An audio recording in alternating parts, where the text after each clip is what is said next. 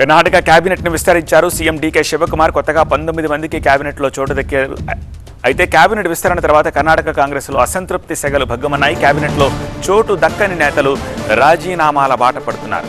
మంత్రి పదవి దక్కలేదని ఎమ్మెల్యే యశ్వంతరాయ గౌడ పాటిల్ ఇప్పటికే రాజీనామా చేశారు. స్పీకర్ రుద్రప్పకు రాజీనామా పత్రాన్ని సమర్పించారు యశ్వంతరాయ గౌడ.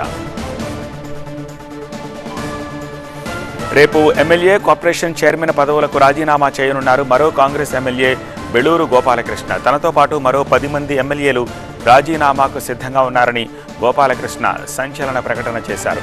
తనపై ఎలాంటి ఆరోపణలు లేకపోయినా కుట్రపూరితంగా మంత్రి పదవి తప్పించారంటూ తీవ్ర ఆవేదన వ్యక్తం చేస్తున్నారు. సీనియారిటీ, సామాజిక సమీకరణల ఆధారంగా కేబినెట్ కూర్పు జరిగింది. ఇవాళ ప్రమాణం చేసే 19 మందిలో 12 మంది కొత్తవారే. మొత్తం 33 మందితో కర్ణాటక కేబినెట్ కొలువుదీరింది. సామాజిక వర్గాల ఆధారంగా 7 మంత్రి పదవులు లింగాయతులకు, 5 మంత్రి పదవులు ఒక్కలిగలకు, 3 ఎస్టీ వర్గాలకు దక్కాయి. అయితే మహిళలకు కేబినెట్లో ప్రాతినిధ్యం దక్కకపోవడంపై విమర్శలు వెల్లువెత్తాయి.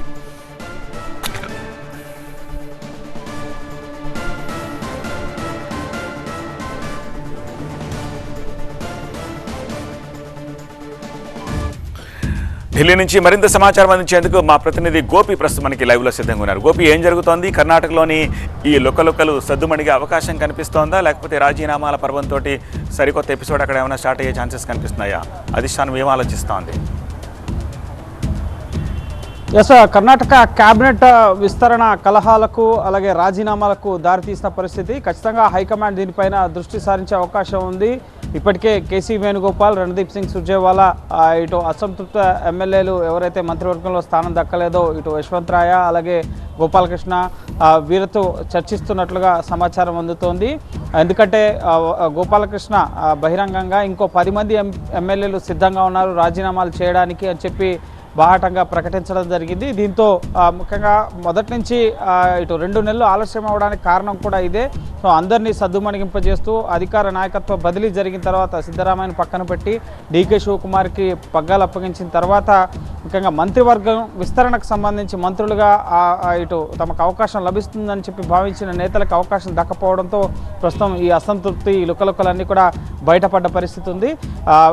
ఇటు కొత్త వారికి అవకాశం కల్పిస్తామని చెప్పి పాత వారికే మళ్ళీ అవకాశం కల్పించడం, పాత క్యాబినెట్లో ఉన్న వారికే 8 మందికి మళ్ళీ కొనసాగించడం జరిగింది. ఈరోజు జరిగిన విస్తరణలో 12-11 మంది వరకు కూడా కొత్త వారికి అవకాశం లభించడం జరిగింది. సో ఇంకా సమూల మార్పులు ముఖ్యంగా డీకే శివకుమార్ వచ్చిన తర్వాత కూడా పాత వారిని కొనసాగించడం పట్ల కొత్త వారు కొంత అసంతృప్తి వ్యక్తం చేయడంతోనే ఈ లుకలుకలన్నీ కూడా బయటపడ్డ పరిస్థితి ఉంది. సో దీన్ని సద్దుమణిగింపజేసేందుకు అధిష్టానం ఇప్పటికే రంగంలోకి దిగింది. ఖర్గే దృష్టికి ఎమ్మెల్యేలో రాజీనామాలకు సంబంధించిన అంశం కానీ ఇంకా నేతలు పార్టీలో చాలామంది సీనియర్లు ఎవరైతే తమకు మంత్రివర్గంలో స్థానం దక్కలేదు అని చెప్పి అసంతృప్తిగా ఉన్నారో సో వారందరితోటి కూడా అధిష్టానం మాట్లాడే ప్రయత్నం అయితే చేస్తున్నట్లుగా తెలుస్తుంది. ఖర్గే తో ఇటు కేసీ వేణుగోపాల్ అలాగే రణదీప్ సుర్జేవాలా కాంగ్రెస్ ఇన్ఛార్జ్గా ఉన్నారు. అలాగే కర్ణాటక పీసీసీతో డీకే శివకుమార్తో కూడా అధిష్టానం ఈ రాత్రికి చర్చించి నేతల అసంతృప్తి నేతలు ఎవరైతే ఉన్నారో వారిని బుజ్జగించే ప్రయత్నం చేసే అవకాశం ఉంది. ఇది కేవలం కేబినెట్ విస్తరణకు సంబంధించి మాత్రమే. ఇంకా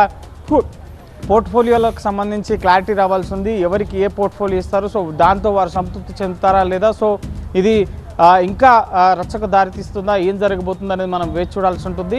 జూన్ 3న ఇటు డీకే శివకుమార్ ముఖ్యమంత్రిగా రాజీనామా చేశారు. కానీ 2 నెలలు అవుతున్నా కూడా ఈ మంత్రివర్గ విస్తరణ ఆలస్యంగా ఈరోజు మొదట సాయంత్రం 4 గంటలకు జరగాల్సి ఉంది. తర్వాత 5 గంటలకి ఈ విధంగా సమయం పొడుగుతూ వచ్చింది. ఎందుకంటే ఈ అసంతృప్తి ఎమ్మెల్యేలు అంతా కూడా రాజీనామాలకు మేము రాజీనామా చేస్తామని చెప్పి చెప్పడం, తమ పేరు క్యాబినెట్లో లేకపోవడంతో అసంతృప్తి చెందిన నేతలు ఇటు ప్రత్యక్షంగా బెదిరింపులకు ఒక రకంగా దిగారని మనం చెప్పాల్సి ఉంటుంది. సో అధిష్టానం అయితే ఇప్పటికే ముఖ్యంగా మంత్రివర్గ విస్తరణ కార్యక్రమం అయితే పూర్తయింది. కానీ అసంతృప్తి నేతల్ని బుజ్జగించే ప్రయత్నాలు, అలాగే ఈ రాజీనామాలను ఉపసంహరించుకోమని చెప్పడాలు, అలాగే ఇంకా నేతలు ఈ రాజీనామాలు చేసేవారి సంఖ్య పెరుగుతుందా, ఏం జరగబోతుంది అనేది ఈరోజు రాత్రికి క్లారిటీ వచ్చే అవకాశం ఉంది. అసంతృప్తి నేతల్ని బుజ్జగించేందుకైతే ఇటు కర్ణాటక పీసీసీ అలాగే ఇన్ఛార్జ్లు ఇటు ఏఐసీసీ స్థాయిలో జనరల్ సెక్రటరీ స్థాయిలో చర్చలు ఈరోజు రాత్రికి జరిగే అవకాశం కనిపిస్తోంది. రైట్ గోపి.